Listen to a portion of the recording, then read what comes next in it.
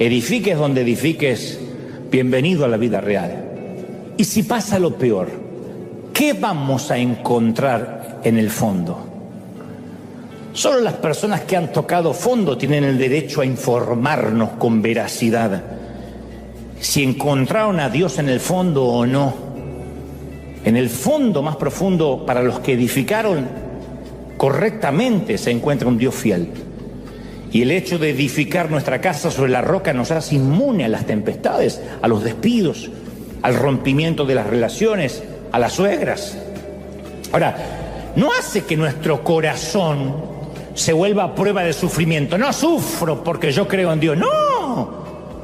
No hace que no podamos sentir la punzada de una pérdida, de una vergüenza, de un fracaso, de un rechazo. Yo de hecho no soy capaz de medir la profundidad del dolor de los papis que pierden a un hijo y están sentados aquí todos los domingos. No lo entiendo. Yo digo siempre que uno pierde un cónyuge y es viudo, pierde un padre y es huérfano, pierde un hijo y no hay nombre para eso. No hay un nombre en el diccionario para eso, y sin embargo me consta que aquí hay papis, mamis que han arrojado un puñado de tierra sobre el ataúd de su hijo o besado una frente fría de un pequeño. Y me han dicho algunos de ellos, me consta, tenemos una mami aquí en el coro que dice: si yo no conociera a Dios no hubiese podido salir de la cama. Y es que en el fondo encontraron roca sólida, de alguna forma Dios les dio valor y gracia para salir adelante. Entonces, si uno edifica sobre Cristo, podemos tocar fondo y aunque perdamos el aliento, seguimos respirando, seguimos en pie, en medio de la tormenta. Cuando tocamos fondos, nadamos hasta las superficies después de haber visto a Dios en ese fondo. Y eso es más grande que cualquier dolor que hayamos tenido que atravesar. Porque en el fondo siempre está la fidelidad de Dios. En el fondo, gente, hay roca. En el fondo todo está bien. En el fondo se sobrevive. ¿Estamos de acuerdo, sí o no? En el fondo hay roca.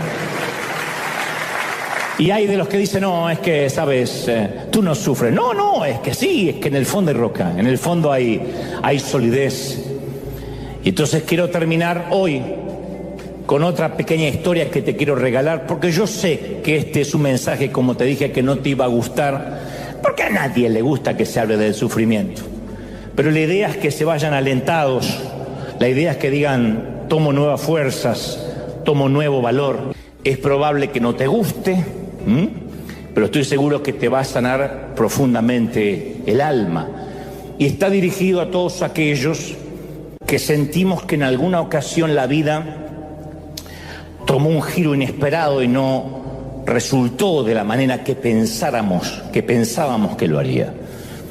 Hay ocasiones que uno se mira al espejo de adulto y dice: lo que estoy viviendo, lo que me pasa, nada tiene que ver con lo que yo soñé cuando niño. Y convengamos que al igual que el calendario, la vida también tiene sus estaciones, la vida tiene sus temporadas. Bueno, no es precisamente igual que el calendario, ¿no? Porque el calendario es predecible y sigue un orden. El martes viene después del lunes, diciembre llega después de noviembre, el invierno sigue después del otoño, pero la vida real no funciona así. En la vida las temporadas nos pueden cambiar en apenas un minuto, en apenas un momento. De repente estábamos viviendo un verano, una primavera, metafóricamente hablando, y terminamos en un invierno álgido, frío, gélido. Las estaciones pueden cambiar con una llamada telefónica, con un texto. Y no contamos con un pronóstico de advertencia, algo que nos dice: por ahora va bien su matrimonio, pero a partir del lunes se friega. Altas posibilidades de nubarrones en vuestra economía. Lo que daríamos por tener un pronóstico así como del tiempo de la vida, ¿no? Tu hijo entrará en rebeldía en un par de meses y 3 días, para ser exactos. Manéjese con cuidado. Sería maravilloso. Pero la mayoría de las veces, nada ni nadie nos alerta que en medio de un cielo despejado nos puede caer un chubasco, una tormenta. Eso es la vida. Vive lo suficiente y tendrás o tendremos nuestras dosis de tormenta. Y todos nosotros, en uno o en varios momentos de nuestra vida, experimentamos una pérdida devastadora. Un miembro de nuestra familia, un ser querido, un amigo, muere repentinamente. Nuestro cónyuge tiene una aventura con otra persona y lo descubrimos. Nos encontramos solos después de un divorcio doloroso.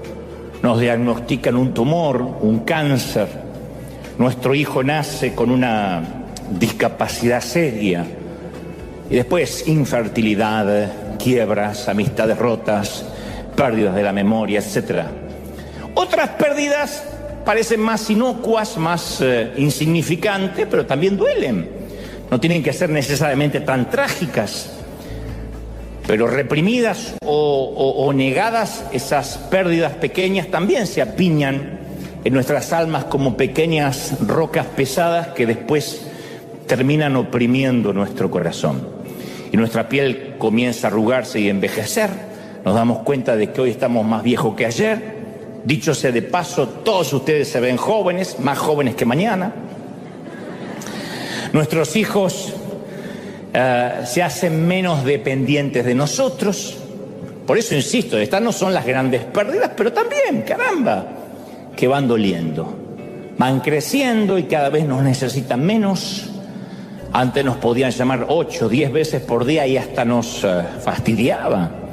Hoy en día casi no nos hablan, o estamos esperando que nos manden un texto, o tuvimos que poner a dormir nuestra mascota, que parece algo trivial, pero muchas veces la gente dice fue el único amigo fiel que tuve, no sé, en 13, 14, 15 años, y ahora me siento solo, sola. Son pérdidas, insisto, más inocuas, pero pérdidas al fin. Otras pérdidas son más privadas y también más difíciles de clasificar. Un bebito que se pierde, que nace muerto, un aborto, un embarazo fallido. La cuestión no es calcular si una pérdida es gradual, si es súbita, si se transita en público, si se transita en privado. El punto, Jesús nunca prometió un camino fácil. Nunca dijo que habría rosas sin espinas, años sin inviernos, caminos sin obstáculos, ni en el matrimonio, ni teniendo hijos. Todos vamos a pasar situaciones difíciles. A decir verdad, Jesús dijo todo lo contrario. Dijo, en el mundo tendréis aflicción, pero confiad, yo he vencido al mundo. Pero van a haber problemas. Esto es una promesa que muchos no le quieren hacer repetir a la gente. Dígale al que está a su lado, vas a tener problemas, amigo. No. Pero Dios nunca prometió un camino fácil.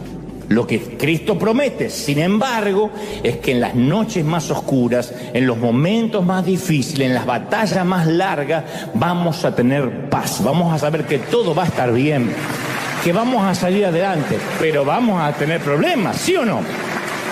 Ahora, imagínate en la tumba de Lázaro, que Jesús en lugar de llorar dice, bueno, arriba todo el mundo, nadie llore, Marta, María, chicas, chiques, machitrulos, empodérense, imagínense. O cuando Jesús estaba en la cruz, en vez de decir, Dios mío, ¿por qué me has desamparado?, hubiese dicho, bueno, no es para tanto, peguen un grito de júbilo, voy a resucitar. No, el dolor es indispensable para transitar la vida real. Por eso siempre digo que no hay peor catástrofe, gente, que en la vida real es estar sumergido en una falta de realidad, que en la vida espiritual nos falte una dosis de realidad. No hay peor cosa que vivir flotando en una nube de flatulencia religiosa. Miren qué fino que lo dije, ¿no? Y cada vez conozco más gente viviendo ahí. De hecho, la verdadera vida espiritual no es una huida de la realidad, sino un compromiso absoluto con la vida real. A mí me sorprende cuando alguien por ahí ve nuestros mensajes y después me conoce personalmente y me dice, pero sos un tipo real, pero hablas como una persona normal.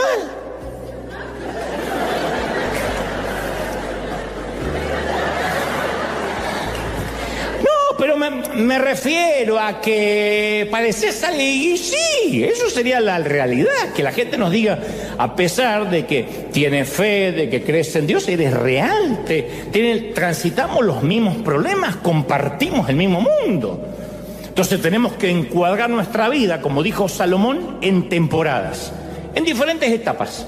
Eclesiastés 3 dice, tiempo de nacer, tiempo de morir, tiempo de llorar, tiempo de reír. Tenemos tiempo de bailar, tiempo de no bailar, tiempo de guerra, tiempo de paz.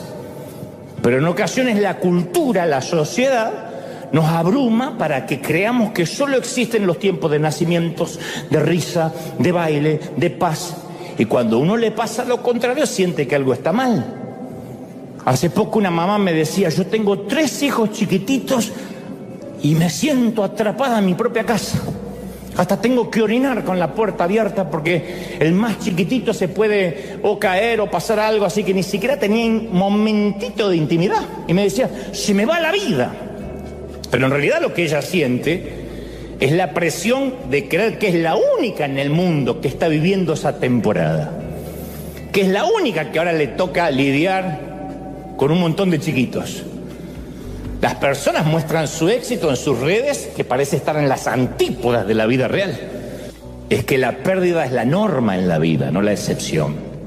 Si uno vive, va perdiendo cosas, no solo juventud, energía, fuerzas, seres queridos, amigos, relaciones, y sé que nuestras historias y temperamentos son diferentes y que cada uno va a responder a esas pérdidas, al dolor, de una manera distinta, porque estamos cableados de diferente forma. Pero lo que no podemos bajo ningún punto de vista es ignorarlo. No podemos ignorar el dolor, decir no, a mí no me va a pasar, por muy victoriosos que nos sintamos. Cuando somos niños, uno de los grandes regalos que Dios nos dio es que nuestra mente crea una suerte de barrera defensiva para librarnos del dolor. Ese es un recurso cerebral, un regalo divino, que si alguien experimenta en su niñez abuso sexual o emocional, el cerebro posee un mecanismo de supervivencia que es la negación. Por eso algunos decimos, yo recuerdo toda mi niñez. Lo más probable es que recordemos una partecita chiquitita. Todo lo demás se pierde en el abismo de la inconsciencia. Pero recordamos la manera en que nos hicieron sentir. De hecho, nuestro cerebro no tiene suficientes gigas para almacenar toda la niñez. Recordamos pedacitos. Y lo sorprendente es que hay adultos que cuando niños fueron abusados que no recuerdan el abuso, o sea, como que se le va desdibujando esa parte. Evitar el sufrimiento de la mente le permite al niño soportar esas circunstancias dolorosas y sobrevivir emocionalmente. No obstante, la transición a la adultez nos exige que maduremos y que superemos esos mecanismos de defensa que es la negación, porque en algún momento tenemos que hacerle frente a la vida real. No podemos vivir como niños negando todo lo negativo. Jesús dijo en Juan 8:32, y conocerán la verdad y la verdad os hará libres. Sin embargo, a veces llegamos a la edad adulta y muchos de esos mecanismos de defensa infantiles están así todavía para protegernos del dolor. Y cuando se lleva eso de la infancia a la vida adulta, es nocivo. De hecho, es contaminante, es tóxico. Número uno, a veces anestesiamos el dolor. Estoy hablando de adulto, ¿no? Lo anestesiamos con una botella de whisky, con tequila, con droga, con lo que sea, con una hora de pornografía o 2, con sexo casual. Número dos, lo negamos, pretendemos que eso no pasó, pretendemos que nuestro dolor no está pasando, o ingeniamos un plan para que nadie note que sufrimos. Número 3, lo minimizamos. Hay gente que minimiza, dice, no me duele, ya va a pasar. Hay otros que sufren peor que yo. Nuestros padres solían ser así. Mi papá decía, no, hay gente que está peor. Yo decía, peor que papá no hay. Pues él decía, Hay gente que está peor, no me puedo quejar. Número 4, lo enterramos, escondemos el dolor debajo de un calendario, de una agenda llena de actividades, porque mientras que más ocupados estamos, menos tiempo nos queda para pensar en aquello que nos estruja el corazón. Número 5, lo castigamos. Hay gente que lo castiga, se castiga con el dolor. Nos lastimamos, nos azotamos, nos autoflagelamos, no usamos látigos, pero usamos reglas, penitencias dolorosas disfrazadas de religión. Por eso hay gente que le encanta ir a la iglesia seguido, no porque ama a Dios, sino porque la penitencia le calma la conciencia del dolor. Padre, he pecado, casi le pego a mi hijo, le pegué a mi hijo, 3 Padres Nuestros, besé a mi suegra, 70 Ave María. Lo que sea con tal de que duela menos, ¿no? Número 6, evitamos mencionar el dolor, nunca lo sacamos a colación. Hay gente que mantiene la vida muy superficial y cruza los dedos para que el monstruo de la laguna del dolor se mantenga en lo profundo. Yo digo siempre, muéstrame a alguien que se ría todo el tiempo y te voy a mostrar a alguien que está tratando de mitigar el dolor. La risa es maravillosa, pero yo te estoy hablando de aquel que hasta en el funeral se ríe. Aquel, ¿cómo estás? ¡Bien! El que se ríe como Joker es que tiene un problema, que está tratando de mitigar, ¿no? Número 7, desviamos el dolor. Atacamos a nuestros hijos en explosiones de carácter, nos desquitamos con nuestro cónyuge, le gritamos a los empleados o a otro conductor. Número 8, neutralizamos el dolor. Hay gente que lo neutraliza, decide que nunca más lo van a volver a lastimar. Creamos la foto de la familia perfecta, nos reinventamos en un avatar de consumo público y vivimos para las redes sociales.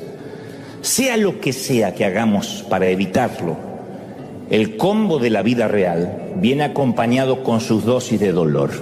Por eso inicié hoy diciendo, no te va a gustar, porque es como cuando un médico nos da el diagnóstico certero. Si uno está enfermo, no queremos que nos diga, tómese una aspirina y ya.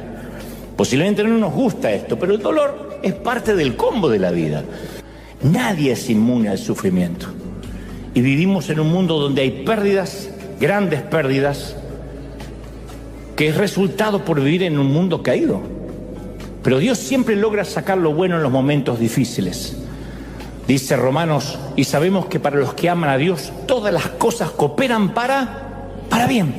O sea, usted dice, pero todo va a resultar bien. Sí, a los que aman a Dios, todo resulta para bien. Yo te hablé de mi amigo Valente, pero tenía otro allí que no era lisiado, se llamaba Matías D'Amico, otro compañero, ya que hoy hablamos de escuela. Esta es una historia que siempre me gusta recordar. No era el tipo de muchacho al que yo hubiese invitado a mi casa. Siempre llegaba al colegio como aburrido la mayor parte del tiempo y hablaba solo con monosílabos. Se llamaba Matías D'Amico. Nunca vestía bien, su ropa olía mal, parecía siempre sucio. Yo lo conocí en 5º grado a este. Venía de otro colegio donde presuntamente se decía lo habían expulsado. Y cada vez que la maestra calificaba sus exámenes sentía cierto placer perverso en marcarle todas las respuestas equivocadas. Y en su boletín de calificaciones había escrito una nota siempre en la parte por encima de las calificaciones de lo que había hecho ese año. Eso se acostumbraba a nuestro tiempo. Entonces ponía 1er grado. Matías es un buen muchacho, pero tiene una mala situación en el hogar. 2º grado, así era su boletín, desde el colegio que venía. Matías es callado, retraído, su mamá fue diagnosticada con cáncer uterino. 3er grado, Matías se está atrasando, su mamá murió este año y su papá no se presenta a las reuniones de padres. 4º año, Matías está atrasado, sin esperanza, es difícil que se ponga al día. Su retraso académico quizás se deba a que su papá lo abandonó y ahora vive con la abuela. Así llegó a mi colegio. Para ese quinto grado llegó la Navidad y todos los alumnos llevamos regalos a la maestra. Y todos los regalos estaban muy forrados, cuidadosamente empaquetados, menos el de Matías, que estaba envuelto en un papel de diario con cinta adhesiva y decía: para la señorita Lita, de parte de Matías D'Amico. Y la maestra iba abriendo los regalos uno tras otro, y cuando abrió el de Matías, adentro había un collar artificial, una de billutería, que le faltaba la mayoría de las perlas. Y la mayoría, las que estaban viejas y amarillentas. Y además le regaló un frasco de perfume que estaba casi acabado, que estaba así. Y los alumnos nos comenzamos a reír, porque uno es cruel a esa edad. Y la señorita Lita tomó el collar, dijo: qué rico huele este perfume, y tomó el collar y se lo puso, estaba horrible el collar. Y al final de la clase, Matías se acercó tímidamente, le dijo: me alegro de que le gustaran mis regalos, porque durante todo el día usted ha olido como mi mamá. Y el collar de ella se le ve bien también a usted en su cuello. Y cuando él se fue, la señorita Lita bajó la cabeza y todos vimos que sollozó o intentó llorar.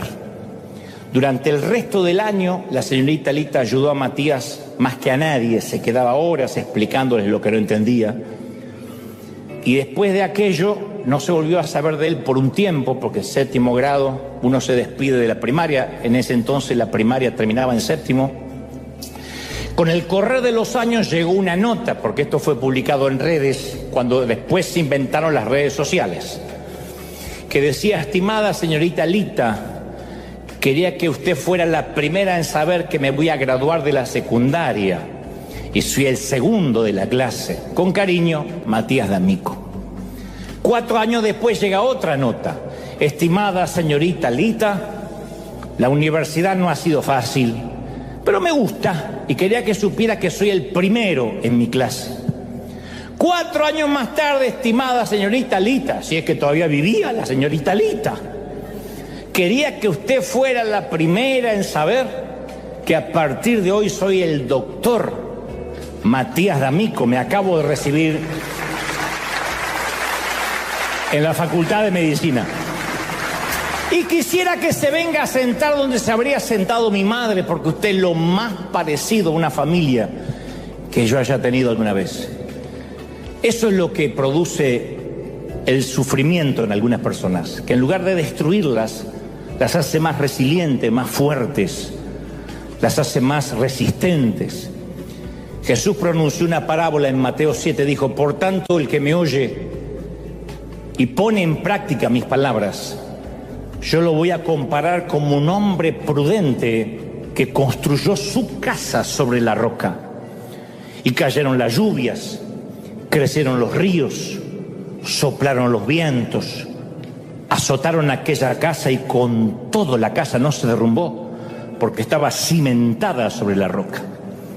Otra vez Jesús no promete una playa sin vientos, o una vida sin tormentas, o una primavera absoluta. Él dice: no, lo que va a cambiar es dónde estás edificado. Pero el pronóstico es: edifiques sobre la arena o sobre la casa, vendrán las tormentas. Yo te conté que un par de veces en mi escuela primaria coincidía con un compañero, un niño que sufría una enfermedad degenerativa. Se llamaba Fernando Valente. La última vez que conté la historia no me acordaba el nombre. Finalmente alguien me dijo que se llamaba Fernando. Yo sabía el apellido, pero no recordaba el nombre. La espina dorsal de este chiquito estaba torcida y cada año sus brazos y piernas se iban encogiendo y doblando cada vez más. Fue el chico más noble y más puro que yo jamás conocí. Y yo me sentía muy identificado con él, porque fuimos grandes amigos. Cuando coincidíamos, es como que teníamos muchas cosas en común y nadie se le acercaba porque era el chico lisiado. Yo no tenía ninguna enfermedad degenerativa, gracias a Dios, pero en lugar de la espina dorsal yo tenía doblegado el espíritu y de algún modo sentía empatía con él, como si ambos tuviésemos tullidos, él de las piernas y yo del alma. Y Valente debería tener ahora, si es que aún vive mi edad, debe tener mi edad, si es que aún está vivo. Yo no lo he vuelto a ver ni he dado con él en las redes desde que terminamos la primaria, desde aquel caluroso diciembre en Argentina durante 1982, que en Argentina hace calor en diciembre, no me equivoqué. Y yo no sé cómo ha sido su vida, ni lo que está haciendo ahora. Pero a mí me gustaría pensar que tiene un recuerdo grato, por lo menos de haber tenido un amigo de verdad durante el 4º grado. Yo al menos lo tengo, y yo creo que a medida que vamos creciendo y nos vamos haciendo adultos, vamos minimizando esa empatía por el dolor ajeno. Incluso nuestro propio umbral del dolor se hace demasiado bajo. Pero a menudo Dios utiliza el dolor para hacernos crecer. El dolor nos hace resilientes. El dolor nos hace fuertes. De hecho, el dolor es un gran docente, un gran maestro. Yo digo siempre, muéstrame a un sobreviviente del cáncer, a una dama que sobrevivió al cáncer de seno, y yo te voy a mostrar a una mujer que no se hace problema por estupideces, nunca. Que no se hace problema por las miguitas, porque el perro orinó adentro, porque va a venir la suegra, hasta eso, no se hace problema. Porque como olió, sintió el aroma fétido de la muerte y sobrevivió, se da cuenta que su orden de prioridades cambió. Ahora, la buena noticia es que el cielo es un lugar libre de dolor, ¿sí o no? Pero de este lado del sur, el dolor está garantizado. Entre aquí y allá, vamos a sufrir. Eso es parte de la vida. Y ustedes dirán, ¿y en qué me alienta eso? Antes que se suiciden en masa. Esto es algo que tenemos que recordar, especialmente aquellos que creemos en Dios. Porque de otro modo estaría siendo un timador si te digo, porque eres cristiano, porque crees en Dios, no vas a sufrir. Y lo que es peor, vamos a dañar a mucha gente, perpetrando la mentira. Si estás pasando por alguna crisis, es porque seguramente te falta fe. La semana pasada entrevisté a un querido artista que me dijo, a mí me falta fe en la vida. ¿Será que Dios no me quiere? Yo le digo, no, a todos nos falta fe en algún momento. Pero esa es una doctrina distorsionada que no funciona para nadie. Diga quien lo diga. Dios no es una rocola que siempre que pongamos la moneda correcta nos va a dar la banda sonora para nuestra vida. Ese es un empoderamiento ridículo. Funciona para los que pagan fortunas para escuchar a Tony Robbins, a Cala o a Daniel Javif. Pero no es la vida real. La vida real trae complicaciones. Entonces no se trata de repetir frasecitas, de volar, de rugir, de que me va a ir bien. Incluso hasta sirve para los multiniveles de Amway, de Herbalife. Pero no funciona para la vida real. Que no tengo nada contra Herbalife. No me mira, ¿qué pasó? No tengo nada. Aparte que produce diarrea. Pero no tengo nada. Ahora, no nos va a patrocinar en la vida Herbalife. De hecho, ya no se reúnen más acá. Ahora, esas doctrinas han herido a miles de personas que llegan a una simple conclusión. La razón por la cual mi hijo murió, la razón por la cual mi matrimonio fracasó, o porque perdimos la casa, es porque yo no tuve suficiente fe. Esto va más allá de una simple crueldad. Si yo no hubiese tenido mi espíritu amputado de jovencito, de chiquito, hoy no estaría alentando a otros a caminar, a seguir adelante. Siempre hay algo que nos marca, que nos hace fuerte, que nos hace resilientes. Yo siempre digo que debo ser el tipo más resiliente que conozco, porque no he conocido a muchos más. Y es maravilloso decir, yo soporto, yo me paro estoicamente, sonrío cuando no tengo ganas. Cuando tengo fuerza me levanto de la cama porque hay que continuar. Y yo celebro a las mamis y a los papis aquí presentes, que han tenido como inmigrantes que pelear la vida, que han tenido que decir no queda otra. Mi papá era uno de esos. Papá, estás enfermo, vas a ir a trabajar. ¿Y quién te pensás que va a parar la olla? Me decía. Si yo no trabajo, ¿quién nos va a mantener? Perdía el premio por asistencia, perdía los premios por presentismo, así que yo he visto a mi papá trabajar con fiebre. No fue un académico, académicamente era muy limitado, pero él decía, no queda otra. Y yo sé que aquí han tenido papis, abuelas, abuelos así, que han dicho, y bueno, hay que seguir. Dicen en mi país, hay que apechugarla, hay que fajarse y rajarse para su tierra, hay que hacer las cosas como se deben hacer. Un hombre sabe lo que tiene que hacer, una mujer sabe lo que tiene que hacer. Y comprender que la vida va a tener temporadas buenas, temporadas malas, pero nunca la vida se va a parecer a Instagram. Instagram es una herramienta maravillosa, especialmente para los que producimos contenidos, para los que nos gusta promocionar cosas, pero nunca sirve como ejemplo de vida, porque es solo la parte editada. Es como ir a ver una película y pensar que la historia real se parece a la historia romántica. La vida está llena de espinos, la vida tiene problemas, basta el día con su afán, pero benditos sean aquellos que han edificado sobre la roca, que están parados sobre Dios, sobre Cristo, diciendo, pase lo que pase, yo sé que me voy a levantar, y como el junco, aunque me incline, me voy a volver a levantar. Alguien tiene que creerlo, ¿sí o no, gente? Es maravilloso. Y que además la gente diga, hay algo especial en ti. Yo no sé de dónde saca fuerza, pero hay algo especial. Eso es algo que nos regala Dios. Lo maravilloso de poder levantarnos, de poder reinventarnos. Y digo, no se agranden, que no le salga al argentino de adentro. Pero creo que la mayoría de los hispanos tenemos algo que otras razas y etnias no tienen. La capacidad de seguir adelante. La capacidad de continuar, de reinventarnos. La capacidad de una reingeniería interna. De decir, en plena pandemia, cuando salíamos a repartir comida, había gente con sus carritos vendiendo tacos, burritos, arepas. Y yo les preguntaba, ¿y no tienen miedo de contagiarse? Y yo recuerdo las frases de alguno, ay hermano, de donde yo vengo, el COVID es un chiste. De lo que yo he pasado nos decían, pero no tienen miedo, y hay que trabajar, y hay que salir. Y salían. Nada los amilanaba, nada los amedrentaba. Y eso tiene que ver con la resiliencia. Y yo celebro la resistencia que tienes.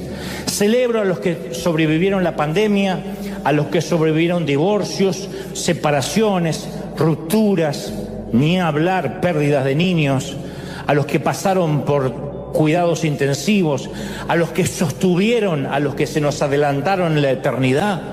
Porque si hay algo que te trajo hasta aquí, es que has edificado sobre la roca. ¿Vendrán vientos? Sí, no te voy a timar. ¿La vida se pondrá difícil? Sí. ¿Las cosas van a mejorar? No siempre. A veces tendremos una de cal y otra de arena. ¿Habrá muchos inviernos? Sí. ¿El frío va a doler? A veces. ¿El matrimonio va a ser fácil? No.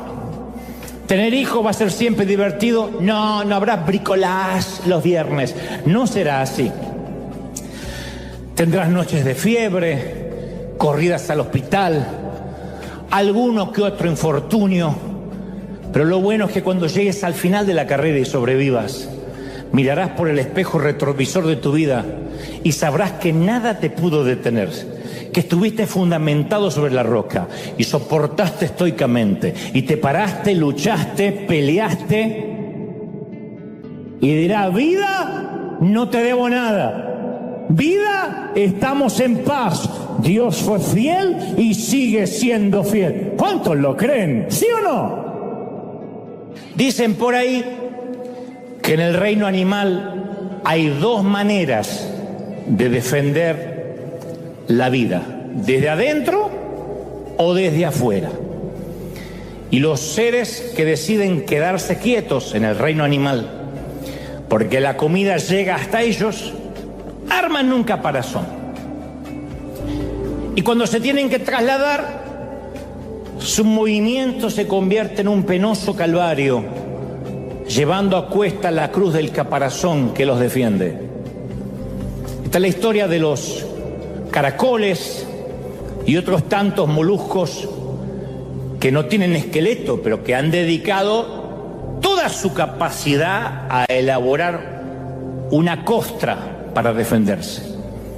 En cambio, los animales a quienes les ha seducido el movimiento prefieren correr el riesgo de vivir sin defensas y dedicaron toda su capacidad a la construcción de un esqueleto, algo que les diera la firmeza por dentro y les permitiera exponer su piel al roce, a la intemperie, al dolor.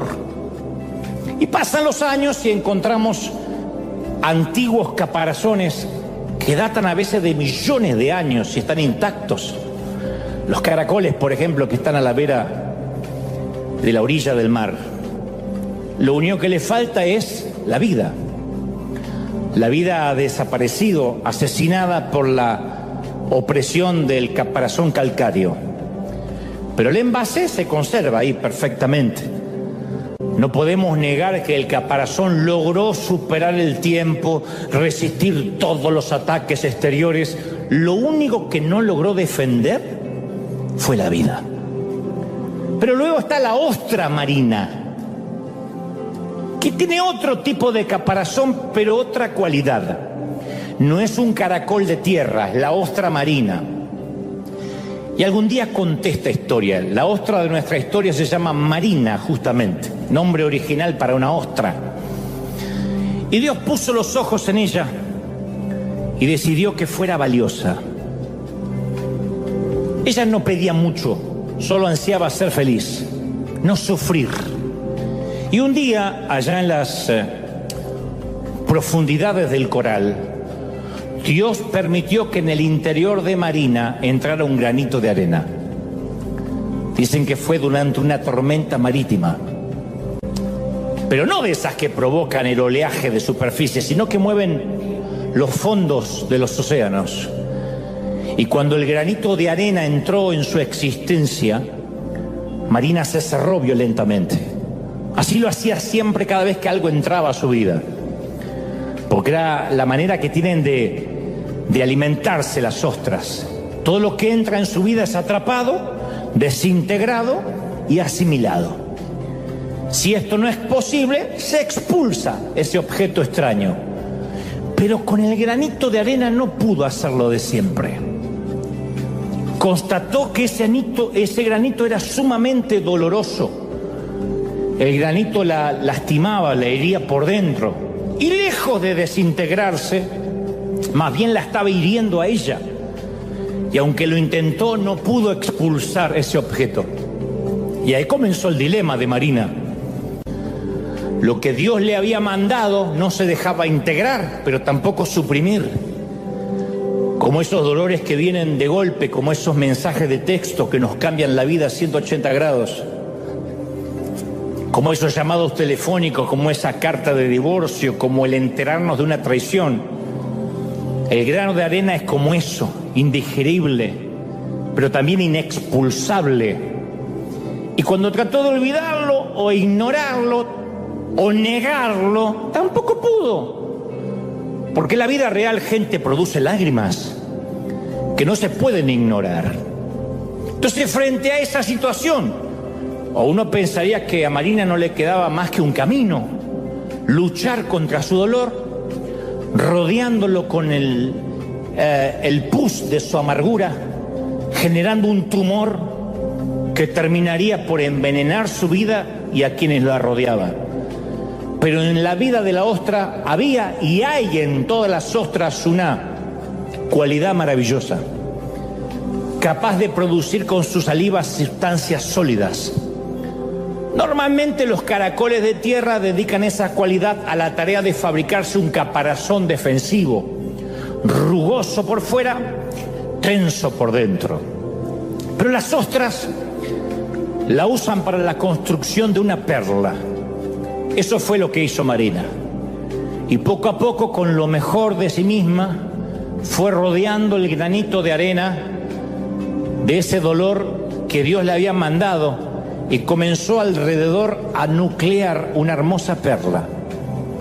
Me han comentado que la mayoría de las ostras no tienen perlas, son muy escasas, pero estas son producidas solo por aquellas que deciden rodear con lo mejor de sí mismas el dolor de un cuerpo extraño que las ha herido. Muchos años después de la muerte de Marina, los buzos bajaron al fondo oceánico y cuando la sacaron a la superficie se encontró en ella la perla hermosa de la vida. El dolor de su vida real resultó en un grano de arena envuelto en una maravillosa perla. Y al verla brillar, nadie se preguntó si Marina había sido feliz, si había tenido una vida libre de problemas, de ansiedad. Simplemente concluyeron de que había sido muy valiosa, de que seguía siendo valiosa. Porque al fin y al cabo, gente, todos en algún momento en esta vida tocamos fondo, y es porque Dios quería que saliera a relucir aquello valioso que siempre estuvo en nuestro interior desde niños y que la vida adulta nos hizo olvidar. Claro que es la vida real, pero tranquilo mi querida, tranquilo mi querido, que en el fondo siempre hay roca y en el interior siempre hay algo valioso, siempre hay perlas. Dale un aplauso grandioso a este señor de señores, que se escuche ese aplauso arriba, gente. No, cuando te pongas de pie, dale un aplauso grandioso al señor de señores, porque caramba que vale la pena estar vivo. Es la vida real, pero algo bueno va a salir de esto. Alguien tiene que creerlo, ¿sí o no?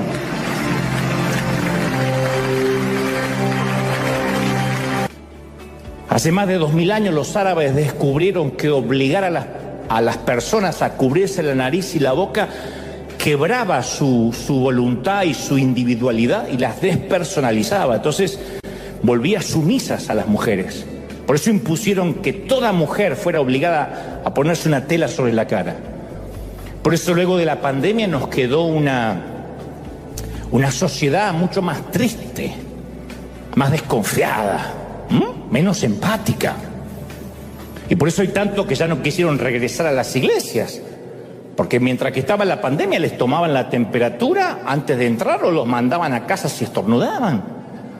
Un par de mocos en el aire nos enseñaron que las reglas eran parejas para todos. Y eso que comenzó en el 2020 o a finales del 19 fue una experiencia traumática compartida globalmente, y el trauma siempre pasa factura. Y aunque eso quedó atrás, no podemos ignorar las secuelas. En este momento estamos como en una especie de negación, por eso casi nadie habla de la pandemia. No hay resúmenes de la pandemia, no vamos a ver en televisión cómo vivimos el año que estuvimos en peligro. No, porque hay una negación global y colectiva sobre el costo real de aquellos meses difíciles. No queremos pensar qué pasó. Así hacían nuestros abuelos con la guerra. Yo tuve abuelos que sobrevivieron a una guerra y les decía, contame cómo fue. No, de eso no se habla, mijo. Pero cómo era, y después me enteraba que estaban durmiendo y escuchaban los bombarderos, las bombas caer, que eso no es un terremoto o un sismo. Eso literalmente es casi perder la vida, en el mejor de los casos casi. Pero nosotros todavía no pagamos la factura psicológica por lo que hemos pasado. Nunca le diríamos a un sobreviviente de abuso que ahora que terminó el abuso, ya no tenga más traumas, y ya el abuso era cuando eras niño, deja de sufrir. ¿Por qué? Porque la negación nunca cura nada. Y todo aquello que tuvo un efecto traumático, tenemos que encontrar de alguna forma la resiliencia con la ayuda de Dios para poder pasarlo, soportarlo. En estos tiempos no necesitamos empoderamientos ridículos, mensajes positivistas, decretos proféticos con historias lindas. Necesitamos una guía de supervivencia. Y para lograr eso especialmente tenemos que hacer lo mismo que hizo James Carville, el asesor de Clinton: pegar en nuestra pared un autorrecordatorio. No sé cuántos se van a animar, pero pueden pegarlo en la nevera hoy, que diga: nunca lo olvides, es la vida real, estúpido. Pero no es que se lo están diciendo a nadie, no se lo pongan mi amor, es la vida real, estúpido, no se lo pongan al esposo. Sino que cuando estés abrumado por la vida, sepas que tienes que saber que eso es la vida real. Yo no conozco lo que enfrentas en este momento. Tal vez todo lo que puedas hacer ahora mismo es tratar de seguir escuchando lo que digo con lágrimas. Quizás estás atravesando una temporada en tu vida en la que sientes que estás hecho trizas, demasiadas exigencias para tu tiempo, para tus energías, y justo cuando parece que estás dando un respiro, ¡pah!, viene otro golpe por debajo del cinturón y te hace perder el oxígeno. Y la vida no te está dando tregua. O puede que estés viviendo la secuela de un desastre, que en tan solo un momento todo aquello con lo que contabas se desmoronó como un castillo de naipes y tu vida nunca será la misma. La muerte de un cónyuge, la muerte de un matrimonio, de una pareja, la pérdida de un empleo. Todas esas cosas pueden sacudir nuestras vidas en un momento, pero nada de lo que nos ocurre le sorprende a Dios. Dios va a estar siempre con nosotros en todo lo que tengamos que enfrentar, lo creamos o no. Pero yo siempre digo, cuando alguien está en crisis, párate sobre la roca. Cuando te tiemblen las rodillas, cuando las lágrimas caigan como lluvia, párate cuando todo se desplome. Y tú te preguntas, ¿y por qué a mí? Yo sé que es la vida real, pero la mía es muy real. Bueno, piensa en el ejemplo de un padre sobreprotector. Un padre que no quiere que su hija jamás tenga ningún dolor en la vida. Entonces no le permite caminar sola. Porque dice, no, se podría caer. Y la lleva alzada a cualquier lugar aunque la hija tenga 15. Con el tiempo la niña mimada se convierte en inválida, incapaz de dar un paso, totalmente dependiente del padre. Y un padre así, sin importar cuán amoroso sea, va a terminar por fracasar en su tarea más importante, que es hacer crecer una persona independiente, que se convierta en adulta. Entonces sería mucho mejor para esa hija que el padre diera un paso al costado y la dejara caminar, aún a riesgo de que se tropiece o caiga de bruces. Y nosotros a veces, más que un padre en el cielo, queremos tener un abuelo que nos consienta, y hacemos un berrinche de nieto. ¿Por qué Dios no me bendice? Y Dios dice, no, así no funciona la vida. Yo sé que la vida a veces no es buena, que la vida a veces no es justa, y Dios sí es capaz de sanar. Pero incluso sanar una enfermedad implica oprimir el botón de pausa, darle un indulto temporal al inminente evento de la muerte. Nadie que se sanó vivió para siempre. Aún así, por cada milagro hay muchos que se lamentan llorando en sus almohadas porque un hijo, porque un esposo, porque un amigo no sobrevivió. Me encantaría, antes de irnos, que repitamos aquí y en casa esta oración juntos, que no tiene que ver con una religión, no tiene que ver con cambiar de credo, sino con recibir a Cristo en el corazón, decir, yo quiero estar parado sobre esa roca, yo necesito librarme, no del dolor, sino de fracasar, de rendirme, de bajar los brazos en el dolor. Así que los que estén aquí y en casa, me encantaría, tengan a bien, puedan decir conmigo, Señor Jesús, entra en mi corazón, perdona mis pecados y ayúdame a transitar la vida. Con todo el alma, vamos, a transitar la vida, a transitar el sendero que me queda por delante. Dame fuerzas para pararme sobre la roca. Anota mi nombre en el libro de la vida. Y ahora sí me encantaría orar por todos. Padre, gracias por estos tus hijos.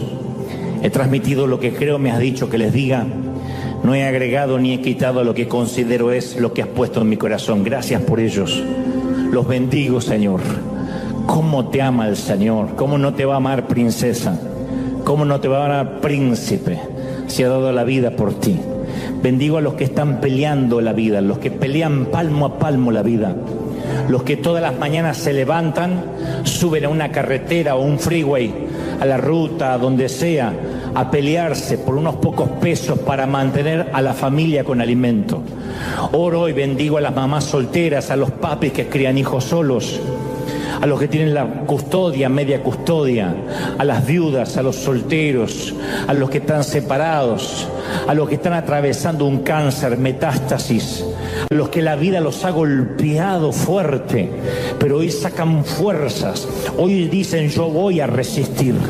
Aunque vengan vientos, aunque vengan tempestades, van a resistir. No te entregues. El Señor me dice que te diga, no te entregues, no te rindas, no bajes los brazos. Si puedes, levanta tu mano al cielo y dile, Señor, yo me levanto como vencedor, yo creo que lo voy a lograr. No te entregues, no bajes los brazos, no te rindas. Rocky, aún no suena la campana, no bajes del ring. Vamos, un round más. Pelea un round más, pelea por lo que quieres, pelea por lo que amas, sigue peleando, sigue luchando, no te deja el Señor. Los que están atravesando tu crisis, yo sé que está oscura la noche, pero cuanto más oscura está la noche, más cerca está el amanecer. Así que a todos los que hoy están aquí, te bendigo en el cuerpo, en el alma, bendigo tu entrada y tu salida, tu acostarte y tu levantarte, tus fuentes de trabajo, tu creatividad. Bendiga a Dios tu mente, te regale mucha salud. Bendiga a Dios tus hijos, bendiga el fruto de tu vientre, el fruto de tus manos. Te bendiga a Dios en las fronteras, en la entrada y en la salida, en la ciudad y en el campo. Lo que pienses, lo que sueñes, lo que visiones. Que Dios te dé no solo un domingo, sino un fin de año bendecido. Y que puedas resistir. Y que la vida real no te golpee demasiado. Y que puedas vencer, porque no estás solo. Dios y tú son mayoría. Te bendigo en el cuerpo, en el alma y en el espíritu. Dios te bendiga, Dios te guarde. Un aplauso al Señor de señores. Nos vemos el domingo que viene. Chau, chau a todos. Bendecido, gente.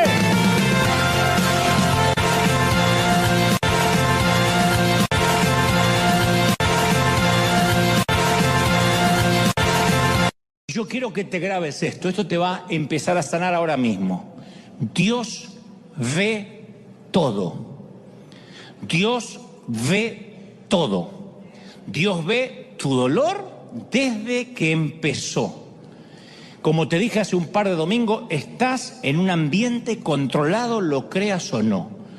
Dios dijo en Éxodo 3:7, ciertamente yo he visto la opresión que sufre mi pueblo en Egipto. Los he escuchado quejarse de sus capataces. Conozco sus penurias. Yo creo que Moisés estalló en llanto cuando oyó estas palabras. Porque el Creador estaba conmovido. Dijo, yo he visto, yo los he oído llorar. Y yo quiero que tomes esa palabra logos y la hagas un rema, una palabra puntual para ti. Dios me ha visto llorar por las noches. Dios me ha visto que no puedo dormir. Desde que empezó, Él está observando. Él lo vio. ¿Lo crees de verdad? Él lo vio. Lo ve. Sabe que algo te agobia. Y no sé qué sea, una larga enfermedad, una quiebra, un sufrimiento en la familia, confusión en cuanto a tu carrera, depresión inexplicable, una terrible pérdida, una ruptura. Yo quiero que hagas una pausa por un momento y oigas estas palabras que el Creador susurra a tu oído. No te angusties. Yo he visto tu corazón. Yo he visto tu corazón partido. Te he oído por las noches. Te he visto cuando te tiras a orar y no sabes qué decirme. Pero confía en mí. Yo sé lo que estás pasando y te doy mi palabra que me importas. Y me importas mucho y no voy a soltarte. Te estoy viendo, te estoy observando. No te voy a dejar. ¿Cómo te ama el Señor? ¡Aleluya! A veces decimos, Señor, ¿estás viendo? ¿Alguna vez dijiste, ¿estás viendo, Dios? Pero Él también se llama el Roy, el Dios que me ve. El Señor le reveló ese nombre a una mujer llamada Agar. Dijo, yo soy el Roy. Y Agar dijo, tú eres el Dios que me ve. Y dijo después, de verdad he visto a aquel que me ve, en Génesis 16:13. De verdad acabo de ver y acabo de hablar con el Dios que me ve. Una esclava, una mujer que había sido usada como madre sustituta, que de alguna forma habría prestado su vientre, dijo, ¿de verdad Dios me ve? Dios nunca está inconsciente de lo que estamos pasando. Dios sabe cuando lloraste baldes de lágrimas y ni siquiera estabas seguro o segura por qué estabas triste. Nos ve en esos días que la tormenta no cesa. Claro que hay días de marea baja que casi ni buscamos a Dios porque está todo bien. Y cuando uno está en esa zona de marea baja, los niños pueden derramar soda, comida en la alfombra blanca y uno dice, ¡ay! ¿Cuántas veces yo hice lo mismo de pequeño? Perdón. Ay, niño, es una alfombra. Al cabo es dinero. ¡Oh! Por eso los que son sabios aprenden a atesorar los días de marea baja como regalos que llegan de tanto en tanto. Debo ser el único predicador en el mundo que dirá lo que voy a decir ahora. La vida no son claros con algunas junglas de tanto en tanto. La vida es una jungla con algunos claros de tanto en tanto que hay que saber aprovechar. Aprovecha mientras tus chicos sean chiquitos, aprovéchalos cuando son adolescentes, aprovecha los años altos. Hay momentos que no van a regresar. La vida son batallas, según lo que dijo el Señor, todo el tiempo con algunas treguas, unos momentos para meterte en la trinchera y en medio del barro, de las granadas enemigas que explotan alrededor, tratar de comer una barra de chocolate, tomar aliento para continuar la guerra. Eso es la vida. Yo sé que acá no hay muchos amén ni mucha gente empoderada, pero es la vida.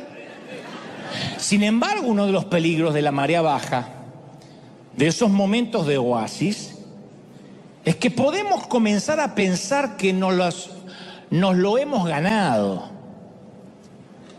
Que esos días de sol son un reflejo de nuestra sana doctrina, de nuestra madurez espiritual. Yo tengo esta familia perfecta porque yo oro.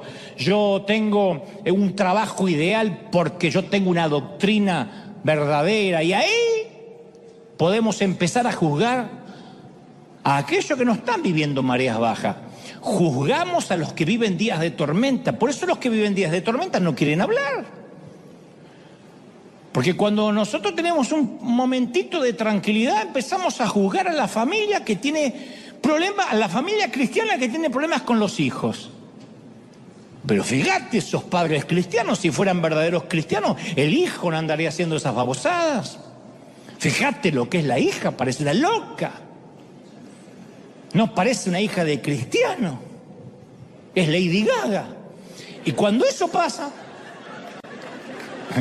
estamos criticando porque nos sentimos con la autoridad para hacerlo. Fíjate aquel matrimonio que está en crisis. ¿Cómo puede ser que no tengan a Dios? ¿Cómo aquel puede vivir enfermo los años que viene a la iglesia y siempre enfermo? Y entonces nuestra vida espiritual, la nuestra, se empieza a volver rutina. En ese tiempo que no tenemos ninguna crisis seria, que vivimos señalando al resto, tampoco tenemos grandes avances, Empezamos a tener una vida de iglesia mecánica. Entonces cuando llegan los primeros problemas nos sorprende, porque nuestra respuesta es preocuparnos en lugar de confiar y orar. O sea, la fe en Dios no es un seguro contra tragedias. Pero la gente de la iglesia, que aquí entran las segundas opiniones, no ayudamos, porque no entienden la mayoría, ni les enseñaron a entenderlo. Entonces cuando estás triste no quieres contarlo porque lo primero que te dicen es que te pongas a orar, o que te pongas a cantar o a reprender, que está bien, tenemos que orar. Pero a veces te dicen, no, tienes que reprender, tienes que decir y repetir tal oración, tienes que bañarte y leer la Biblia. Pero nadie va a convencerte que te van a dejar de doler los golpes, menos cuando estás en medio de una paliza. Solo quieres una tregua, que los golpes cesen. El tema es que no somos impermeables a los prejuicios de los demás cristianos y no deja de afectarnos esa mirada ajena cuando estamos pasando por algún periodo depresivo. Si se sabe que recibiste un diagnóstico de salud mental o tomas pastillas, seguro que estás con un pecado oculto o endemoniado. Entonces no pides ayuda porque te espanta ser juzgado y diagnosticado. Los prejuicios evangélicos a veces son un gravísimo problema sanitario. Y lo peor, casi nadie nos predica sobre esto. Yo he tenido momentos de tristeza donde me hacían repetir frases ridículas y pretendían creer que mi tristeza se iba a ir por la mañana o pasando al altar. Reprendo la tristeza. No era así.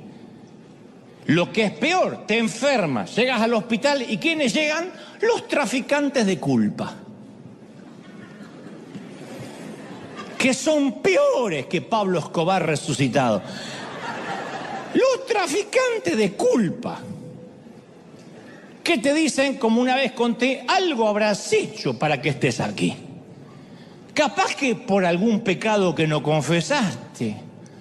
O te acusan, no habrás orado lo suficiente. O te dicen la frase tan dolorosa, te está faltando fe. Y lo peor es cuando te lo dice un pastor. Esto te está pasando por haber salido de mi cobertura. Te quitó la cobertura de chocolate y te fregaste. Entonces, es una locura. A priori, no se trata de un castigo de Dios necesariamente. En Lucas 13 le preguntan a Jesús acerca de dos acontecimientos de actualidad que se ve que era la discusión local del momento. Uno era un hecho en el cual unos soldados romanos asesinaron a miembros de una minoría religiosa. El otro hecho fue un accidente que se desplomó una torre en los tiempos de Jesús y se desplomó y mató 18 personas. Habían salido seguramente en el periódico local, en el Jerusalem Post. Y aquellos judíos del siglo I le preguntan a Jesús acerca de lo que hoy vendría a ser el equivalente. ¿Por qué los cristianos se mueren de COVID? ¿O por qué se mueren de cáncer? ¿O por qué niños, hijos de cristianos, a veces tienen un accidente? ¿O se enferman?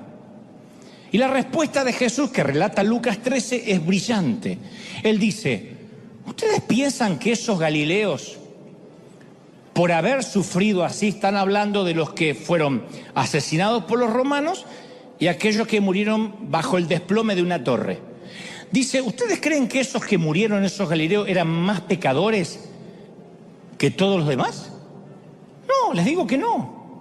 ¿O piensan que aquellos 18 que fueron aplastados por la torre de Siloé eran más culpables que todos los demás habitantes de Jerusalén? Les digo que no, dice Jesús. Jesús dice que las víctimas no hicieron nada inusual que los hiciera merecer ese destino. Eran iguales a las otras personas. Entonces, él no lo dijo, pero quizá la torre se desplomó por una mala construcción, por un maestro mayor de obras hispano que no revisó los planos y se mandó a mudar al rancho y se desplomó. Entonces, Dios se vale de ambas tragedias para señalar dos verdades eternas. A menos, dice, que se arrepientan, todos morirán igualmente. Él dice que nosotros los espectadores de la catástrofe tenemos tanto que aprender de una catástrofe como las víctimas. No es me salvé del tsunami, me salvé del terremoto porque yo soy santo y seguro que el terremoto se llevó a los mundanos. Una tragedia debe alertarnos que estemos preparados para el caso que seamos las próximas víctimas de un derrumbe de una torre, de un acto de terrorismo, de un infarto, de un virus o de un resfrío mal curado. Que siempre tengamos nuestros papeles en regla, porque esto no es la migra. No hay una redada de vez en cuando, hay una sola redada final y te vas para abajo, te vas para arriba. Entonces Dios dice, todos deben estar preparados. Se te puede desplomar una torre, puedes tener un accidente de tránsito, puede finalmente pasar por aquí la falla de San Andrés, pero que pase por la vereda y no por acá. La catástrofe nos recuerda la brevedad de la vida. Yo he estado con cristianos que estando enfermos se preguntan, ¿qué es lo que el Señor está tratando de enseñarme? Dicen, ¿cómo tengo más fe para sanarme y salir de aquí? Otros suplican, ¿qué tengo que hacer para que Dios me sane? Cuando duele, no podemos dejar de preguntarnos qué es lo que Dios está tratando de decirte mediante una simple faringitis o la muerte repentina de un ser amado. Porque el dolor y el sufrimiento son parte integral de nuestro planeta. Y los cristianos no estamos exentos. ¿Se acuerdan? En el mundo tendréis ¿qué? Aflicción. Él nunca nos prometió un seguro contra enfermedades, tragedias. A veces sabemos que nos enfermamos. ¿Por qué? A ver, también está eso, poco ejercicio. Toda una vida con mala dieta, comiendo carbohidratos, grasa, fritura. Y te vas al cielo disparado como flatulencia de buzo. O a veces es algo hereditario. A veces es un germen. El sufrimiento nos dice a toda la humanidad, cristianos y ateos, que algo está mal en este planeta y que necesitamos la intervención de Dios. Pero es peligroso y ni siquiera es bíblico que te tortures tratando de encontrar el mensaje de Dios en tu dolor. ¿Qué Dios me quiere decir? Bueno, a lo mejor puede ser algo tan sencillo como afloja con las hamburguesas. Sí. Deja de tener una vida sedentaria. No prometas todos los fines de año ir al gimnasio para solo después pasar por la puerta. Haz algo con tu vida. Y a veces simplemente que es la vida.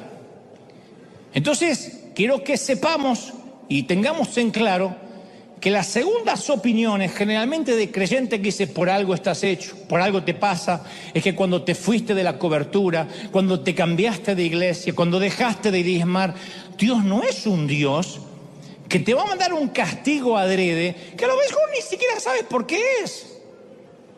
¿Qué pasaría si nuestro niño un día está jugando, tranquila, plácidamente, y venimos por atrás, ¡pah!, le damos una paliza? Sin razón aparente, o para que esté pegado para el futuro. Y el nene dice, ¿por qué me estás pegando? Y no sabe las razones. ¿Qué hacemos? Produciríamos hijos neuróticos. Un hijo que no crece bien psicológicamente porque no sabe a qué es el castigo. Entonces, cuando uno trata de ver cuál es el castigo, es un error, es una falacia. Entonces, en cuarto lugar, voy a diagnosticarte la patología. Pues yo primero hablé de los síntomas, pero la patología en sí misma a lo mejor es más sencillo de lo que creemos. Yo sé que sientes el corazón roto, eso es lo que sentimos, el corazón partido. Y a veces la causa de estos patógenos es que vivimos en un mundo, insisto, con leyes establecidas, como todos los demás. Y en nuestro ámbito cristiano hay dos grandes errores. El primer gran error es cuando, insisto, atribuimos todo el sufrimiento a Dios y lo consideramos como un castigo. Si vives así vas a vivir amargado. Nadie nos queremos ni siquiera resfriar. No queremos que nuestro hijo tenga fiebre. Pero ¿qué padre no tuvo un hijo con fiebre? Y si vas a decir, ¿por qué Dios permite la fiebre? Porque es niño, porque la fiebre existe y porque se tiene que afiebrar. Y porque a lo mejor, como decían las viejas de antes, ahí es cuando crece. ¿Qué sé yo? Pero es parte de la vida. No es un castigo de Dios. El segundo error consiste justamente en creer lo opuesto. Es suponer que una vida con Dios nunca va a incluir el sufrimiento. Y si sufres, como te dije, algo habrás hecho. Justo cuando necesitas fuerzas y esperanzas para combatir la tristeza Llegan algunos traficantes de culpa y te ofrecen, como te dije, una dosis helada de más carga. Y cuando el corazón duele, ya tienes tus propias dudas. Porque el sufrimiento, ¿qué hace? Nos lleva a cuestionar nuestro sistema de creencias, nuestras convicciones más íntimas. Pero el corazón no duele por las arrugas. El corazón empieza a sentirse partido cuando vemos que estamos envejeciendo y no hemos logrado lo que nos propusimos cuando jóvenes. Lo que te propusiste hacer de joven no lo lograste. Tenías la tentación de evitar la trampa de las deudas eternas y ahora estás pagando cuotas de una hipoteca a 40 años. Juraste que vivirías de aquello de lo que te gusta hacer, pero llevas años metido en ese cubículo, en esa ratonera llamada oficina. Querías dejar un legado, ¿te acuerdas? Y hasta ahora tu único legado va a ser un pilón de pañales y un montón de deudas. Querías impactar al mundo con tu ministerio y haciendo las cuentas y a juzgar por la edad, te das cuenta que ya no llegas. Y el remordimiento entonces se convierte en un compañero de cuarto. El plomero se lamenta por no haber asistido a la escuela de medicina y el doctor se pregunta por qué no fue plomero, para preocuparse menos. La mujer que decidió trabajar toda su vida se lamenta por el tiempo que perdió de no haber estado con sus chiquitos y los tuvo que criar una desconocida. Y la mamá, que siempre fue ama de casa, se lamenta por no haber trabajado y nunca haber hecho algo por ella misma y haberle dedicado sus mejores años a sus hijos. Eso es el juego de la vida. Eso es parte del juego de la vida. Y el Señor lo dice, Él dijo en Lucas 17:33, el que procure conservar su vida, la va a perder. Y el hombre que esté preparado para perder la vida, la va a conservar. No está hablando de suicidas potenciales, está diciendo de aquel que diga, todo esto es pasajero. Los cristianos también se envejecen y enferman. Los cristianos compartimos el sufrimiento con el resto del mundo. Y el énfasis moderno en la sanidad divina tiene el efecto secundario de hacer creer que aquellos que no son sanados sientan que Dios los pasó por alto o no los ama tanto. Entonces, en una noche de milagro, el que tira las muletas se lleva el mejor aplauso. ¿Y cuántos regresan a sus hogares en sillas de ruedas? Preguntándose apesadumbrados por qué su fe ha fallado, qué están haciendo mal. Si le predicamos a todo el mundo que los cristianos no usamos silla de ruedas, estaremos segregando a millones de cristianos piadosos que no tienen sus extremidades fuertes para ponerse de pie. El apóstol Pablo no esperaba riqueza y bienestar en la vida cristiana. Él le dijo a Timoteo en primera de Timoteo 3:12, asimismo serán perseguidos todos los que quieran llevar una vida piadosa en Cristo Jesús. Entonces quiero que te grabes esto. Una persona enferma no quiere estar enferma, pero de algo estoy seguro, no necesariamente es menos espiritual. Tampoco la fe nos equipara, nos equipa y nos pone mágicamente dentro de un traje espacial herméticamente sellado, libre de gérmenes, para protegernos contra los peligros de la tierra. Porque eso nos impediría identificarnos con el mundo. ¿Cómo vamos a predicarle al mundo si nosotros no tenemos dolor ni sufrimos nada? Nuestros hijos son perfectos, nuestros cónyuges son perfectos, tenemos los matrimonios ideales, tenemos las mejores hipotecas, los mejores créditos, así cualquiera predica. No, ese es un lujo que Dios no le permitió ni a su propio hijo. Sostener la idea que convertirnos en cristianos nos garantizará salud, prosperidad, es una falacia, es un embuste.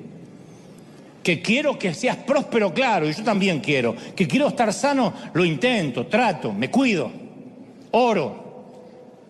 Pero no estoy exento a que una enfermedad llegue a mi cuerpo y algún día esa enfermedad crezca, sea gigante y sea el motivo de mi partida. De algún modo me tendré que ir. Y en quinto y último lugar, en los últimos minutos, quiero recetarte la terapia. Porque es más sencilla de lo que creemos. Es más sencilla de lo que podrían hablarnos por horas. Es vital que sepas que la profundidad del valle es una promesa de la altura de la bendición que está por venir. El camino de un valle oscuro siempre nos lleva a una escena elevada, un lugar donde Dios nos va a bendecir, si no, no te permitiría que estés en un proceso. Los valles, ¿sabes por qué se define un valle? Por los montes que rodean el valle. Y es posible que ahora nos toque una temporada de valle, pero los valles no serían valles si no hubiese montaña que rodean el valle. Entonces nosotros a veces señalamos a nuestro hijo enfermo o con problemas, o a los papeles de divorcio, o a las muletas, o a las hambrunas, y decimos, esto no tiene sentido. Pero ¿será posible que exista alguna explicación a ese sufrimiento que no vamos a entender mientras que estemos aquí? ¿No creemos que las maravillas del cielo van a ser capaces de redimir una vida llena de dificultades? Dijo el Señor, el que quiera conservar la vida la va a perder. Pablo opina así en 2 de Corintios 4:17, dice, ¿por qué esta leve, hablando de la vida, esta leve tribulación momentánea produce en nosotros cada vez más excelente y eterno peso de gloria, de bendición, de montañas altas, esta leve vida? ¡Aleluya! Entonces el granjero que se ponga a llorar sobre las semillas enterradas tiene que recordar que no es tiempo de llorar, es tiempo de plantar. No tiene por qué sufrir. Cuando el corazón está partido no es necesariamente un tiempo en que necesariamente tenemos que hacer algo que no veníamos haciendo. El tiempo del dolor es el tiempo para usar la fe, de confiar, de descansar, de tener esperanza, de decir esto es un leve tiempo, una leve temporada que va a pasar, es un proceso. Ya sea que termine este proceso durante esta vida o cuando lleguemos a casa. Pablo escribe en 1 de Corintios 15:35, pero dirá alguno, ¿cómo resucitarán los muertos? ¿Con qué cuerpo vendrán?, se pregunta el apóstol. Y luego aclara, necio, lo que tú siembras no se vivifica sino muere antes. Y lo que siembras no es el cuerpo que ha de salir, sino el grano desnudo, ya sea de trigo o de otro grano, pero si Dios da el cuerpo como Él quiso y cada semilla su propio cuerpo. O sea, aun cuando estamos en el panteón, el servicio que hacemos junto a ese hueco en la tierra, no estamos sepultando a alguien, se lo está plantando. La tumba no es un pozo, es un surco fértil. El cementerio no es un lugar de descanso eterno, es un lugar de transformación. Muchos dicen, la muerte no tiene sentido. Sin embargo, Dios dice que tenemos que morir para poder vivir, en todos los órdenes. Cuando se siembra una semilla, tiene que morir en la tierra. Y lo que nosotros vemos como una tragedia suprema, Él lo ve como un triunfo. Así como la semilla se entierra y la cáscara de afuera se desmenuza, así nuestro cuerpo enterrado se va a corromper, y lo va a hacer a medida que cumplamos años hasta que vayamos a la tumba. ¿Y qué es lo que hacemos durante la vida? Plantar la fe para que produzca fruto. De otro modo, vamos a tener semilla guardada en un cofre, y es semilla. Dijo Jesús, si el grano de trigo no cae en la tierra y muere, queda solo, pero si muere, lleva mucho fruto. Yo no puedo imaginarme cómo va a lucir un tomate mirando una semilla de tomate. Porque lo que sembramos y lo que crece es totalmente diferente. Yo no puedo imaginarme una planta mirando la semilla, ni tampoco podemos tener una idea de nuestro futuro mirando la semilla de la fe, mirándola nomás. Uno tiene que plantar la fe. ¿Cómo plantamos la fe? Estoy en silla de ruedas. No es lo que hubiese elegido cuando niño, pero tengo fe de que con piernas sanas o con piernas enfermas, yo sé dónde voy y me alegraré en el Señor todos los días de mi vida. Si me quiere sanar, enhorabuena. No me quiere sanar, enhorabuena. Bienaventurado. ¿Estás conmigo, sí o no? Filipenses 3:20, más nuestra ciudadanía está en los cielos, de donde esperamos al Salvador, el cual transformará el cuerpo de humillación nuestra. Esa es nuestra ciudadanía. No esperamos papeles de la Unión Americana para que nos cambie la vida. Si Dios te da papeles y legalidad en el país, aleluya. No te los da, te alegrarás en el Señor. Tu cuerpo y tu corazón están cansados, están agotados. ¿Por qué? Porque no usas la fe. Entonces duelen las articulaciones, los músculos están fatigados. Ahora entiendes por qué Pablo describe el cuerpo como una habitación. Él dijo en 2 de Corintios 5:2, él dijo, gemimos dentro de nuestra habitación. A lo mejor tu habitación estaba acostumbrada a ser robusta, fuerte, y el tiempo pasó, las tormentas arreciaron, y a ese viejo cascarón se le han hecho algunas averías. Entumecida por el frío y azotada por el viento, tu habitación ya no es tan fuerte como alguna vez lo fue cuando joven. O a lo mejor tu habitación nunca fue fuerte. Tu vista nunca fue buena. Tu oído nunca fue muy claro. Tu corazón nunca fue muy resistente. Capaz que toda tu vida fuiste muy sensible y la mayoría de las cosas que a los demás ni le afectan, a ti te liquidan. La sensibilidad es un don de Dios, es un regalo de Dios. Añade tristeza, pero es un regalo de Dios. Tal vez tu andar nunca fue muy vigoroso y has visto a otros como dan por sentada su buena salud y tú nunca la has tenido. Sillas de ruedas, muletas, visitas regulares al médico, operación en la rodilla, cuartos de hospital, agujas, estetoscopios, diálisis, sueros intravenosos. Darías cualquier cosa por un solo día con el cuerpo saludable. Y mira lo que dice la versión de la Biblia de Jerusalén acerca de las mismas palabras de Pablo, eso de dentro del cuerpo de la humillación. Él dijo, Él transfigurará estos cuerpos miserables en copias del cuerpo glorioso de Cristo. Entonces, a pesar de que la fraseología cambia, la promesa es la misma.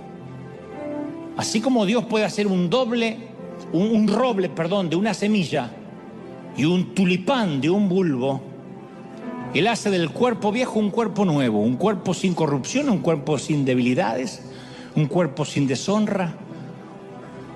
Yo sé que tendré un cuerpo idéntico al de Jesús, que mi dolor no va a durar para siempre. Tu dolor no va a durar para siempre, tienes que creerlo. En primer lugar, quiero que hablemos de tus síntomas. Tú dices, ¿qué sabes cuáles son mis síntomas? Y bueno, de eso se trata. Hace un tiempo, meses, algunos años, una noche y sin aparente razón, te despertaste con una ansiedad que nunca antes habías sentido. Todo dolía, pero dolía de una forma muy extraña. Recuerda que cuando comenzó fue una sensación como de malestar, de inquietud, una especie de inquietud, pero que después se transformó en algo omnipresente, que te acompaña donde vayas, se queda contigo, hagas lo que hagas. Sientes que algo no va bien, aunque no lo puedes identificar exactamente, no sabes qué es lo que no va bien, pero es un estado de desasosiego que te quita la paz. Una infelicidad, una tristeza que no se marcha y que a veces hasta te enturbia los momentos que sí son agradables. Este mensaje va para aquellos que perdieron la risa, la carcajada y no saben por qué.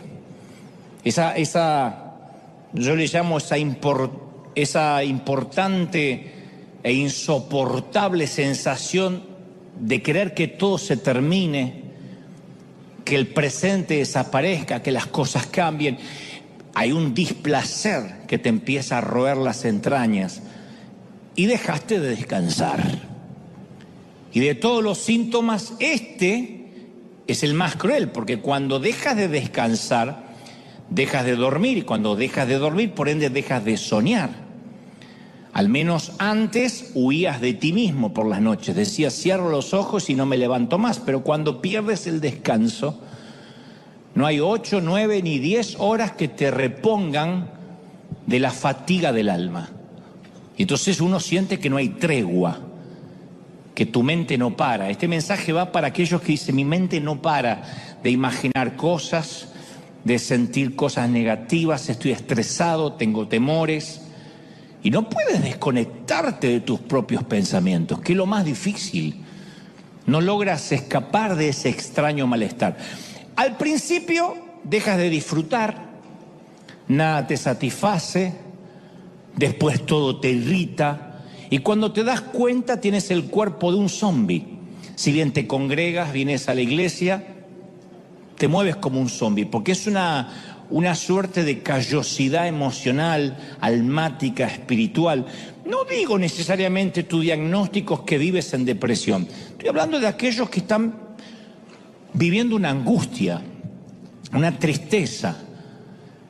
Y esa callosidad produce insensibilidad, que es proporcional a lo profundo del pozo que te encuentras, porque cuanto más hundido estás, menos sientes. Cuanto más te desgarras por dentro, más te desconectas por fuera. Y con la capacidad de sentir, también se marchan tus energías, esa fuerza, esa adrenalina que antes tenía para comenzar un lunes por la mañana y decir, me queda una semana fructífera, ahora te arrastras, reptas toda la semana para llegar otra vez al sábado o al domingo. Y tu vida empieza a andar en piloto automático. Limpias la casa, haces las compras, vas a trabajar, tus hijos te hablan, pero no estás ahí. Sientes dolor en el pecho, en la cabeza, en las entrañas, pero te duele de una forma completamente diferente a cualquier dolor físico que alguna vez hayas experimentado. Es el dolor del alma. No se deja comprender fácil y tampoco tiene una solución inmediata. Esto no se resuelve reprendiendo necesariamente un espíritu. Y no estás consciente de que algo anda plenamente mal hasta que algo se rompe en tu interior. Y luego, una mañana como esta, una tarde, una noche, según como me estén viendo a la hora que sea en otras partes del mundo, oyes este mensaje y la sospecha que tenías se convierte en certeza. Diagnóstico: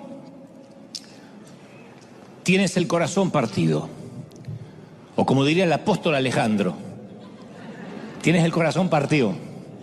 Que me va a entregar sus emociones, que me va a pedir que nunca la abandone. Pues yo sé que todos están cantando para que se la saquen de encima ya de una vez. ¿Quién me tapará esta noche si hace frío? ¿Quién me va a curar el corazón partido? ¿Se acuerda? ¿El corito lo conoce? ¿Quién llenará de primaveras este enero y bajará la luna para que juguemos? Pero no es una canción romántica esto, ni es una metáfora de los años 90. Estoy hablando de que de verdad estamos rotos por dentro algunos y a veces no tenemos la menor idea de cómo repararnos. No tienes la menor idea de cómo repararte porque te niegas a pensar que tienes una enfermedad y te avergüenza contarle lo que te pasa a otros cristianos, que esto es lo peor. Pero la padeces, estás triste y esto no se soluciona con un par de suturas, ni con que te oren, imponiéndote las manos. Ojalá fuera así de fácil. Con todo placer. En mi caso podría orar por todos aquellos que dicen yo tengo el corazón partido. Pero no lo es. Porque ¿cómo reparas algo que sabes que está dañado, pero no sabes cómo se dañó ni en dónde? Porque una cosa es decir, tengo el corazón roto por un desengaño amoroso, por una traición de un amigo, pero estoy hablando de la otra sensación, que puede tener o no razones su origen, pero aún así dice, yo no sé por qué estoy en este bucle de tristeza.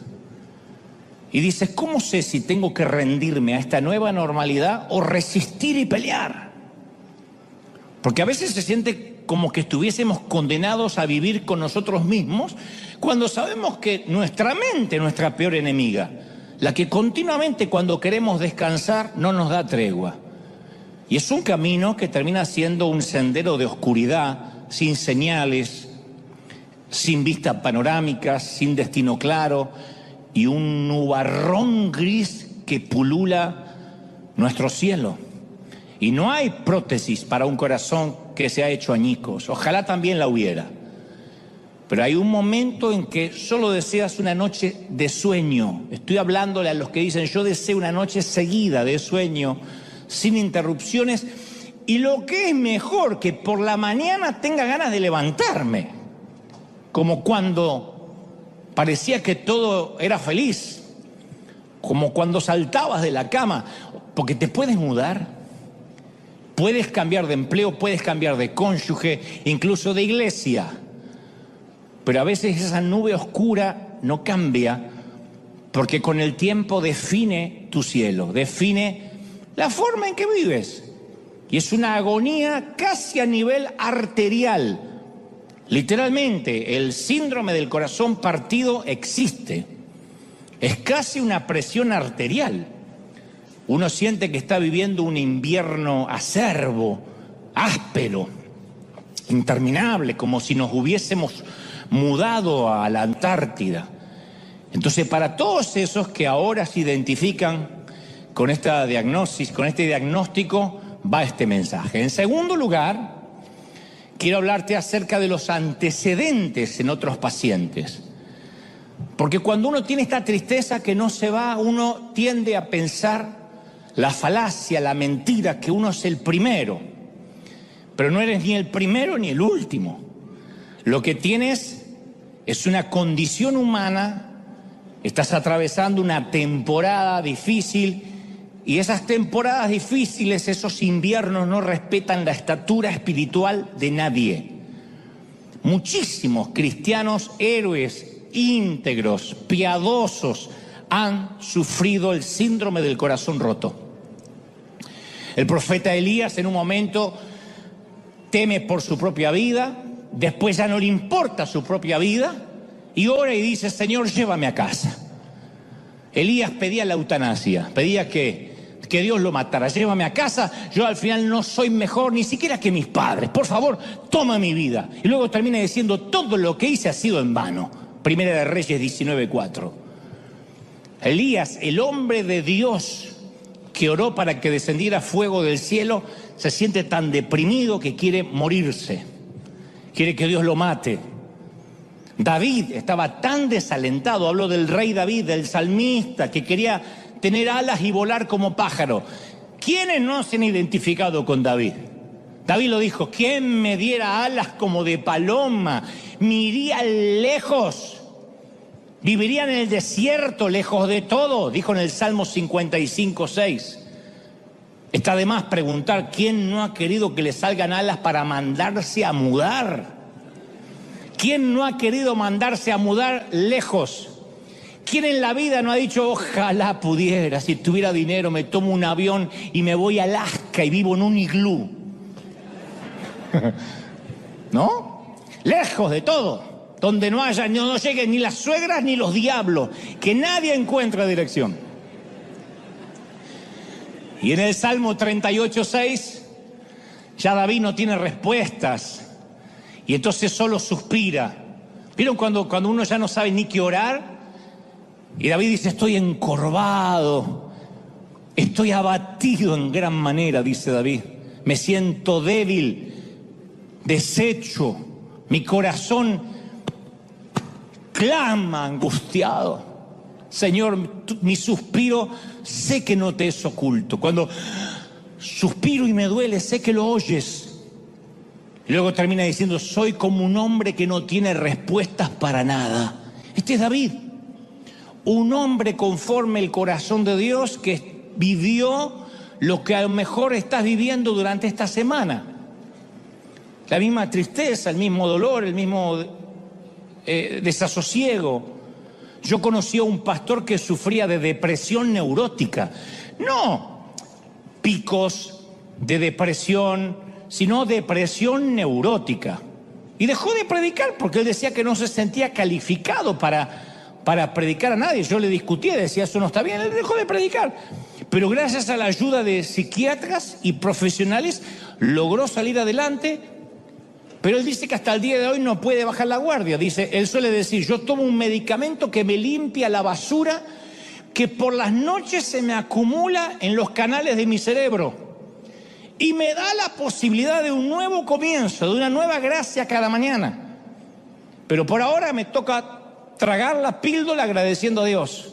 Tuvo que ir a buscar ayuda profesional, porque a veces pensamos que un medicamento, que la quimioterapia, que la diálisis, que la insulina, que los antidepresivos, que las pastillas para el colesterol son una señal de una fe débil en Dios.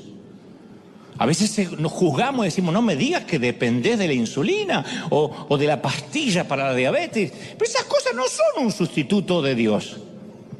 Porque también están los doctores a los que Dios le da la sabiduría para que hacen la sinapsis y estudian los neurotransmisores cerebrales para que funcionen bien. Yo leía que a veces se originan alteraciones en las sales químicas del cerebro. Eso es parte de la humanidad. Tengo un amigo, predicador también, que una vez me contó, dice, todo se trata de sales que a veces, según cómo nos sacudimos, se nos mezclan. Pobre Nando, cuando canta acá se le debe mezclar todas las sales. Pero a veces, fuera de toda broma, cuando esas sales se mezclan, esas sales químicas, a las personas caen en depresión y el cerebro se inflama, merma el tamaño del hipocampo y afecta las emociones y produce altos niveles de estrés, de miedo. Esas sales que se mezclan liberan moléculas proinflamatorias que dañan nuestra manera de pensar, nuestra manera de razonar, de decidir. Hay gente que no puede decidir o decide mal porque empieza a escasear la serotonina, que es el neurotransmisor que produce el bienestar, y afecta la dopamina, que es lo que nos da la felicidad, que es un químico que nos regaló Dios, y termina afectando la melatonina, que se relaciona con el estado de ánimo, la emoción, el ciclo onírico del sueño. Entonces no dormimos, no estamos felices. Por eso insisto, tal vez a veces para algunos la debilidad sea el rehusar la ayuda que Dios te está ofreciendo. Yo no descarto el poder de Dios y hablaré de eso en instantes, solo que digo que hay gente que necesita una ayuda porque realmente le está afectando físicamente. Yo conocí a muchos cristianos orgullosos de decir, yo jamás en mi vida pisé un hospital. Y cuando van a uno van en ambulancia, en medio de un infarto agudo de miocardio, ya llega medio muerto, cuando pisa el hospital lo estrenan y de ahí no salen más. Entonces, la debilidad a veces puede ser el orgullo de no querer ser diagnosticados, de no querer ser ayudados, tratados. Hasta los pastores, los líderes necesitamos ayuda. Porque en esta generación se espera que los pastores sean todos accesibles, humildes, perfectos, íntegros. Y si un pastor no está a la altura de las expectativas, se lo critica con ferocidad, se lo liquida públicamente en la plaza pública de las redes. Y posiblemente nunca te vas a dar cuenta de lo que vive un líder, un pastor en privado. Oren por sus pastores en donde quiera que me estén viendo, mirando, oren por sus líderes, oren por sus ministros.